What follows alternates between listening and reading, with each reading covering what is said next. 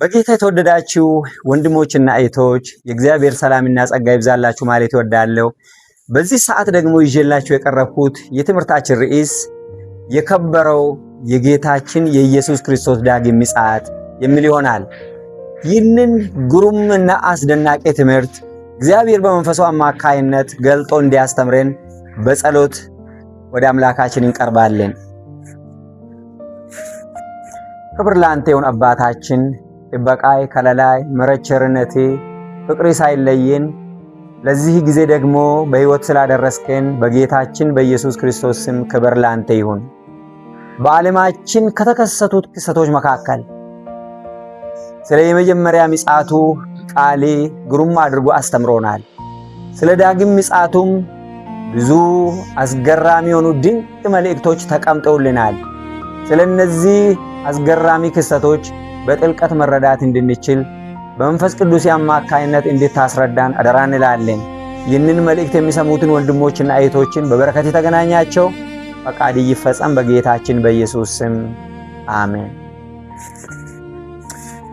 በጌታ የተወደዳችሁ ወገኖቼ፣ በመጽሐፍ ቅዱሳችን ከተመዘገቡት አስገራሚ ክስተቶች መካከል ሁለት ክስተቶች በዋናነት የሚጠቀሱ ሲሆኑ አንደኛው የጌታችን የኢየሱስ ክርስቶስ የመጀመሪያ ምጽአት ወይም ልደቱ ሲሆን ሁለተኛው ደግሞ ገና ወደፊት የሚፈጸም በተስፋ እየተጠባበቅን ያለነው ዳግም ምጽአቱ ነው። እነዚህ ሁለቱ ክስተቶች ታሪክ ቀያሪና በሰው ልጅ ታሪክ ውስጥ በጣም ከፍተኛ ሚና የሚጫወቱ ክስተቶች ናቸው። ከነዚህ ክስተቶች ጋር የሚመሳሰል ምንም አይነት ክስተት የለም። የመጀመሪያ ምጽአቱ ከዚህ በፊት ሆኖ ያለፈ ሲሆን ዳግም ምጽአቱ ደግሞ አሁን እየተጠባበቅን እንገኛለን። በዮሐንስ ወንጌል ምዕራፍ 14ኛው ከ1 እስከ 3 ልባችሁ አይታወክ፣ በእግዚአብሔር እመኑ፣ በእኔም ደግሞ እመኑ፣ በአባቴ ቤት ብዙ መኖሪያ አለ፣ እንዲህስ ባይሆን ባልኳችሁ ነበር። ስፍራ አዘጋጅላችሁ ዘንድ ሄዳለሁና ሄጄም ስፍራ ባዘጋጅላችሁ እኔ ባለሁበት እናንተ ደግሞ እንድትሆኑ ሁለተኛ እመጣለሁ፣ ወደ እኔም እወስዳችኋለሁ። ሁለተኛ እመጣለሁ፣ ወደ እኔም እወስዳችኋለሁ ነበር ያለን። በመጀመሪያ ምጽአቱ ጊዜ በትንቢተ ዳንኤል በሌሎቹም የብሉይ ኪዳን አስተምሮች የመጀመሪያ ምጽአቱን ወይም ልደቱን በሚመለከት አስገራሚ ትንቢቶች ተቀምጠው ነበር። ነገር ግን እነዚህ ወሳኝ ትንቢቶችን ሰዎች እንዳያስተውሉ ሰይጣን የሃይማኖት አስተማሪዎችን በትክክል ተጠቅሞባቸው ነበር። እንዴት ነው የመጀመሪያ ምጽአቱ ምን ይመስል ነበር? በትንቢት በተቀመጠው መሰረት ማለት ነው። ትንቢተ ዘካርያስ ምዕራፍ 9ኛው ቁጥር 9 ላይ አንቺ የጽዮን ልጅ ሆይ እጅግ ደስ ይበልሽ፣ አንቺ የኢየሩሳሌም ልጅ ሆይ እልል በይ፣ እነሆ ንጉሥሽ ጻድቅና አዳኝ ነው፣ ትሑትም ሆኖ በአህያይቱ ግልገል በውርንጫይቱ ላይ ተቀምጦ ወደ አንቺ ይመጣል። ትሑት ሆኖ በአህያ ላይ ተቀምጦ ወደ አንቺ ይመጣል የሚል ነው መልእክቱ። ይህ ብቻ አይደለም። ትንቢተ ኢሳይያስ ምዕራፍ 53ኛው ላይ አመጣጡን በሚመለከት ከቁጥር 1 ጀምሮ እንዲህ ይላል፣ የሰማነውን ነገር ማን አምነዋል? የእግዚአብሔርስ ክንድ ለማን ተገልጧል? በፊቱ እንደ ቡቃያ ከደረቅም መሬት እንደ ሥር አድጓል። መልክና ውበት የለውም፣ ባየነውም ጊዜ እንወደው ዘንድ ደም ግባት የለውም። የተናቀ ከሰውም የተጠላ የሕመም ሰው ደዌንም የሚያውቅ ነው። ሰውም ፊቱን እንደሚሰውርበት የተናቀ ነው፣ እኛም አላከበርነውም ይላል። ምዕራፍ 53ኛው ትንቢተ ኢሳይያስ ስለ ጌታችን ኢየሱስ ክርስቶስ የመጀመሪያ ምጽአት ወይም ስለ ልደቱ በደንብ በጥልቀት ያብራራል። ዘካርያስ ላይም አሁን እንዳነበብ ነው። ስለዚህ በመጀመሪያ ምጽአቱ ጊዜ ትሑት ሆኖ የተናቀ ሆኖ ሰዎች እንኳ ለማየት የማይወዱት አይነት ሆኖ እንደሚመጣ የተዋረደ ሆኖ እንደሚመጣ ነበር ትንቢት የተቀመጠው። ነገር ግን ሰይጣን የሃይማኖት ምሁራንን ተጠቅሞ ማለት ነው የመጀመሪያ ምጽአቱን ባለ ክብር በግርማ በሞገስ የተሞላ አድርጎ እንዲያስተምሩ ሰይጣን ገፋፋቸው።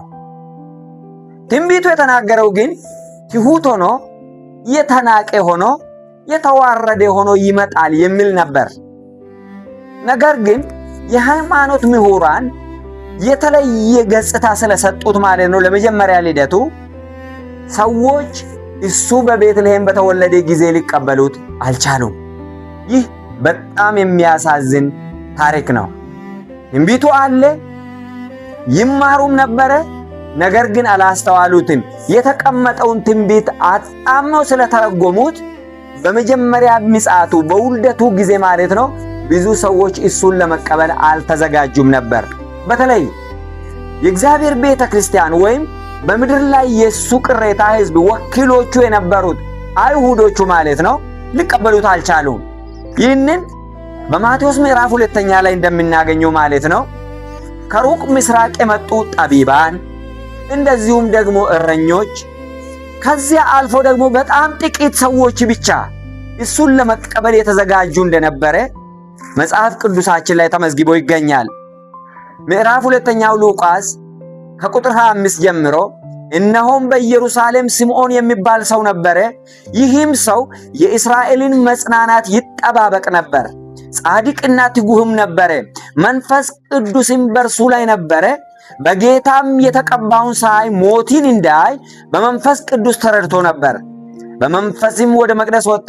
ወላጆቹም እንደ ሕጉ ልማድ ያደርጉለት ዘንድ ሕፃኑን ኢየሱስን ባስገቡት ጊዜ እርሱ ደግሞ ተቀብሎ አቀፈው።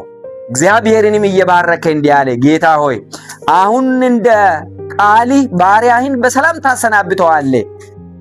ዓይኖቼ በሰዎች ሁሉ ፊት ያዘጋጀኸውን ማዳኔን አይተዋል። ከሴቶች ደግሞ አንዲት ነበረች።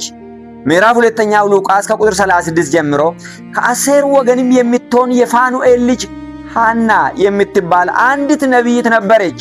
እርሷም ከድንግልናዋ ጀምራ ከባሏ ጋር 7 ዓመት ኖረች። እርሷም 84 ዓመት ያህል መበለት ሆና በጣም አርጅታ ነበር። በጾምና በጸሎትም ሌሊትና ቀን እያገለገለች ከመቅደስ አትለይም ነበር። በዚያችም ሰዓት ቀርባ እግዚአብሔርን አመሰገነች። የኢየሩሳሌምንም ቤዛ ለሚጠባበቁ ሁሉ ስለ እርሱ ትናገር ነበር ይላል። እንግዲህ በመጽሐፍ ቅዱሳችን ኢየሱስ በተወለደ ጊዜ ከተቀበሉት ጥቂት ሰዎች መካከል እነዚህ ይጠቀሳሉ።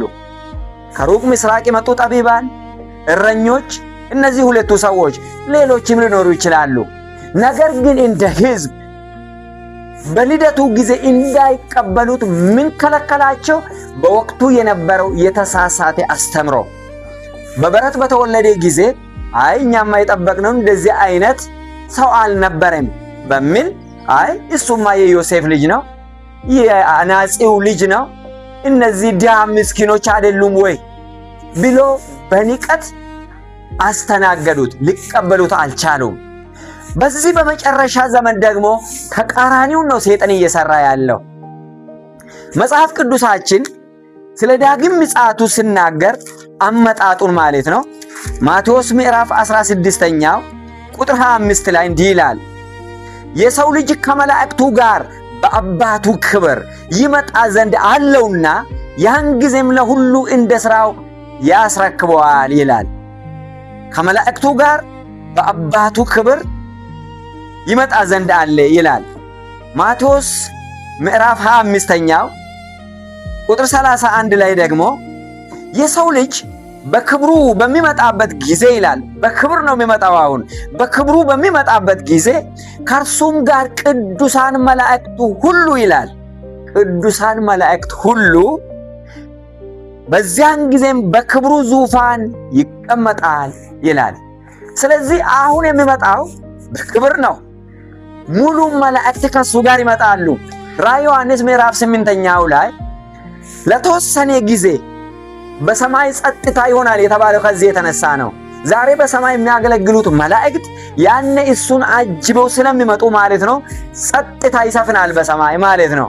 ስለዚህ አሁን የሚመጣው በክብር በመላእክት ታጅቦ በአባቱ ክብር ተመልሶ ይመጣል ይላል ሐዋርያው ጳውሎስ በአንደኛ ተሰሎንቄ ምዕራፍ 4 ቁጥር 16 ላይ አመጣጡን በሚመለከት እንዲህ ይለናል። ጌታ ራሱ በትእዛዝ በመላእክትም አለቃ ድምፅ በእግዚአብሔርም መለከት ከሰማይ ይወርዳልና በክርስቶስም የሞቱ አስቀድመው ይነሳሉ ይላል። ስለዚህ ከፍተኛ ድምፅ ይኖራል በመለከት ይላል። በቅዱሳን መላእክት ታጅቦ ይመጣል፣ በመለከት ድምፅም ደግሞ ይመጣል ከላይ ከሰማይ ማለት ነው። ስለዚህ አመጣጡ ስውር ድብቅ አይደለም። አሁን ሰይጣን እያደረገ ያለው በዚህ ዘመን ማለት ነው ልክ በመጀመሪያ ልደቱ ወይም ደግሞ በመጀመሪያ ምጽአቱ ጊዜ ሰዎችን በተቃራኒ እንዳሳታቸው አሁን በዚህ ጊዜ ደግሞ በክብር ይመጣል የተባለውን ቀይሮ በስውር ነው ቤተ ክርስቲያን ትነጠቃለች። ምስጢራዊ መነጠቅ ወይም ሰክሬት ራፕቸር እያሉ የተለያዩ የተሳሳቱ ትርጓሜዎችን ሰዎች እንዲሰጡ ሰይጣን እየሰራ ይገኛል። መጽሐፍ ቅዱሳችን ግን ግልጽ ነው። እሱ የሚመጣው በመላእክት ሁሉ ታጅቦ እንደዚሁም በመላእክት አለቃ ድምፅ። ራዕየ ዮሐንስ ምዕራፍ 1 ቁጥር 7 ላይ እንዲህ ይላል፣ እነሆ ከደመና ጋር ይመጣል፣ ዓይንም ሁሉ የወጉትም ያዩታል፣ የምድርም ወገኖች ሁሉ ስለ እርሱ ዋይ ዋይ ይላሉ ይላል። ይመጣል፣ ዓይንም ሁሉ ያዩታል ይላል። ለተወሰኑ ሰዎች ብቻ አይደለም የሚገለጠው፣ ሰዎች ሁሉ የሚያዩት አይነት ክስተት ነው። እንዲያውም በማቴዎስ ላይ እንደተጻፈው መብረቅ ከምስራቅ እስከ ምዕራብ ይላል እንደሚሰማ ሁሉ ልክ አመጣጡም ደግሞ በዚህ አይነት ሁኔታ ነው። ለሰው ሁሉ ይሰማል፣ ደግሞ የሚታይ ክስተት ነው። ግልጽ የሆነ ክስተት ማለት ነው። እና ታዲያ በዚህ ዘመን ምስጢራዊ መነጠቅ ተብሎ እየተወራ ያለው ከዚህ ከመጽሐፍ ቅዱስ አስተምሮ ጋር የማይሄድ መሆኑን በዚህ መረዳት እንችላለን። ምክንያቱም ምስጢራዊ መነጠቅ ለተባለው መልእክት እንደ መሰረታዊ ጥቅስ ወይም እንደ መነሻ ጥቅስ ሰዎች የሚያነቡት አንዱ እዚሁ አንደኛ ተሰሎንቄ ምዕራፍ 4 ላይ ስለሆነ ደግሜ አነበዋለሁ ከቁጥር 16 ጀምሮ ጌታ ራሱ በትእዛዝ በመላእክትም አለቃ ድምፅ በእግዚአብሔር መለከት ከሰማይ ይወርዳልና በክርስቶስም የሞቱ አስቀድመው ይነሳሉ። ከዚያም በኋላ እኛ ሕያዋን የሆነን የምንቀረው ጌታን በአየር ለመቀበል ከእርሱ ጋር በደመና እንነጠቃለን፣ እንዲሁም ሁል ጊዜ ከጌታ ጋር እንሆናለን።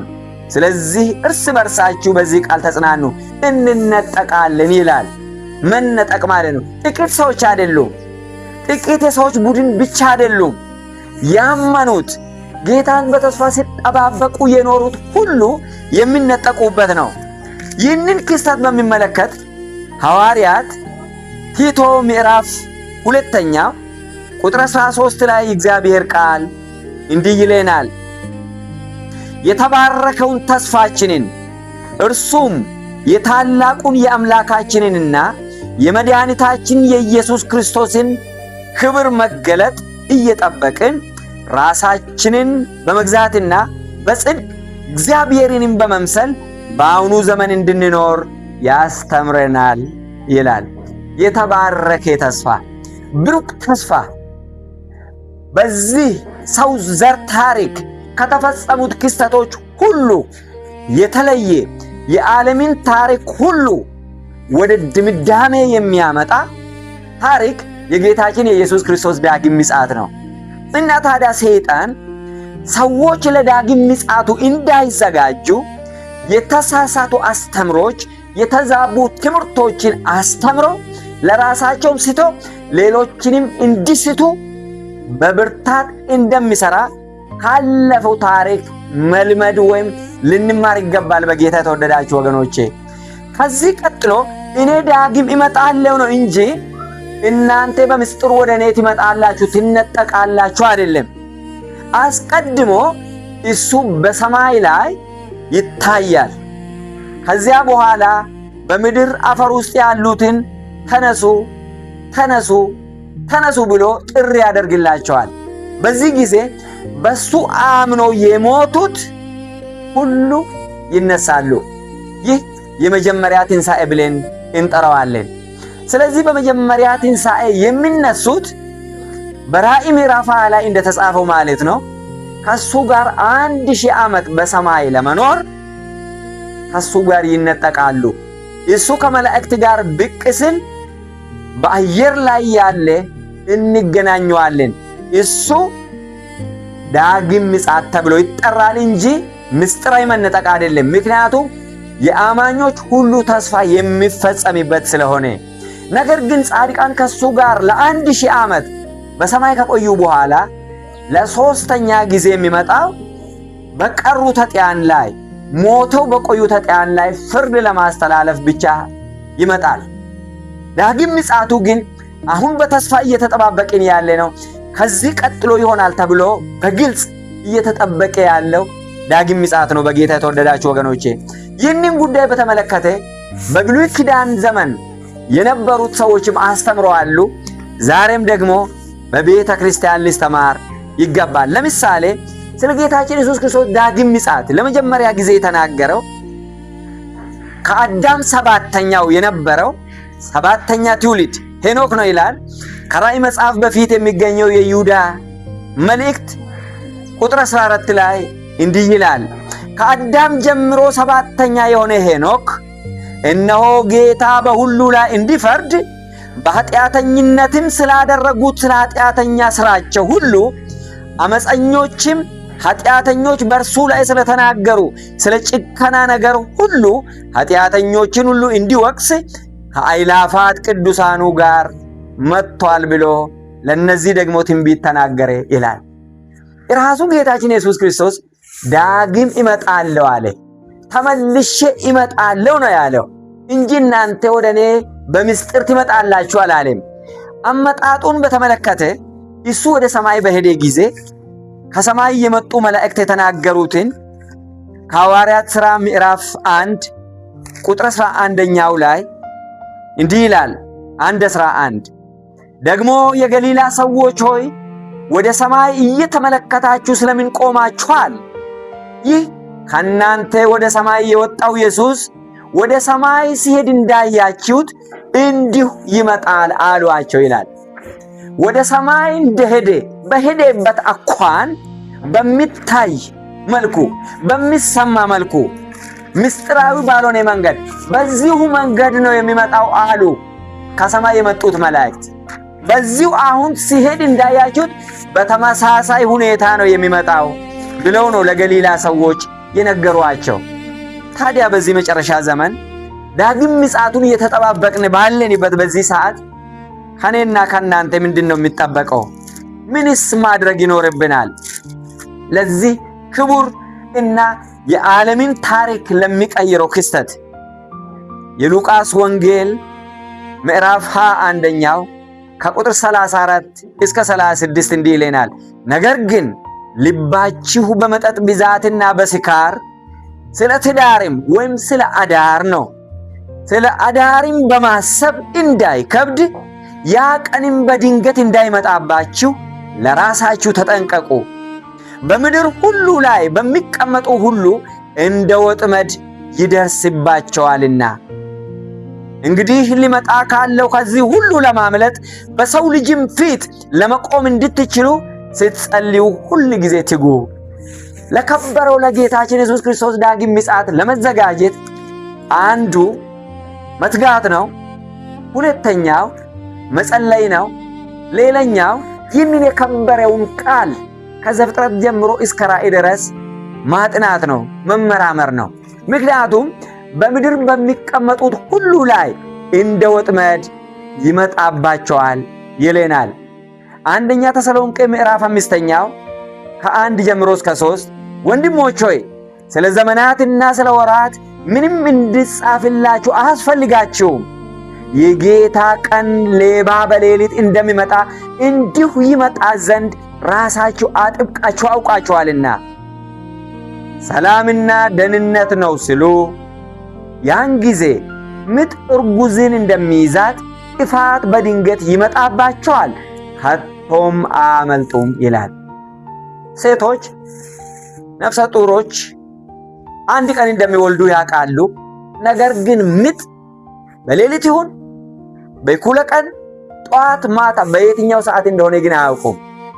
ስለዚህ ጌታ ኢየሱስ ክርስቶስ ዳግም ምጽአትን ከምጥ ጋር እርጉዝ ሴትን ወይም ነፍሰ ጡር ሴትን ከሚይዝ ምጥ ጋር ነው አያይዞ የተናገረው።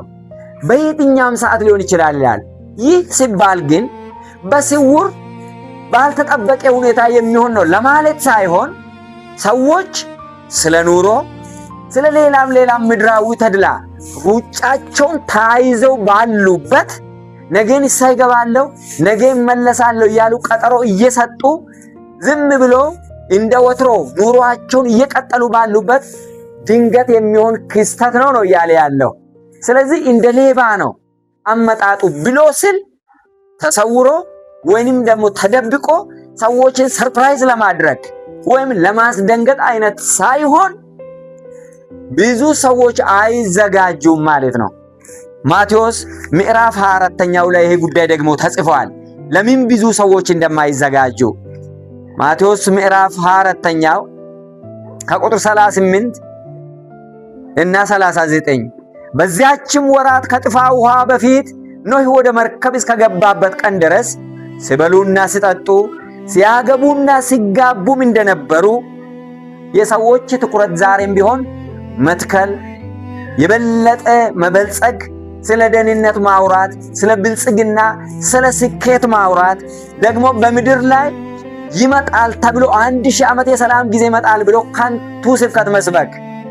እንዲህ ይላል፣ በዚያችም ወራት ከጥፋት ውሃ በፊት ኖህ ወደ መርከብ እስከገባበት ቀን ድረስ ሲበሉና ሲጠጡ ሲያገቡና ሲጋቡም እንደነበሩ የጥፋት ውሃ መጥቶ ሁሉን እስከወሰደ ድረስ እንዳላወቁ የሰው ልጅ መምጣት ደግሞ እንዲሁ ይሆናልና ይላል።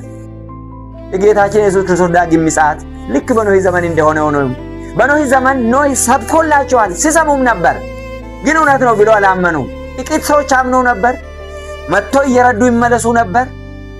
ግን ሊድኑ አልቻሉም ከ8 ሰዎች በስተቀር። በዚህ በመጨረሻ ዘመንም ሰዎች ያውቃሉ፣ አንድ ቀንማ እንደሚመጣ ያውቃሉ፣ ግን አይዘጋጁለትም። ሰይጣን በተለያየ ነገር ተብትቦ ይይዛቸዋል። ነገር ግን የተወደዳችሁ ወገኖቼ ይህ የከበረው ክስተት ዓለምን ወደ አንድ ወጥ የሚያመጣው ወደ ፍጻሜ የሚያመጣው ክቡር ክስተት በቅርቡ ይሆናል። ምናልባት ለብዙ ዓመታት ሰብከናል ልትሉ ትችላላችሁ። አዎ ተሰብኳል። እግዚአብሔር የራሱ ጊዜ ሰሌዳ አለው። ቤተ ክርስቲያን ስራዋን ሰርታ ለነፍሳት መስክራ ስትጨርስ ያኔ ይሆናል። ይህ ደግሞ አይዘገይም። ለዚህ ለከበረ ክስተት እንድንዘጋጅ እግዚአብሔር በጸጋው ይርዳን። ሐሳብ አስተያየት ካላችሁ ስጡን። አመሰግናለሁ።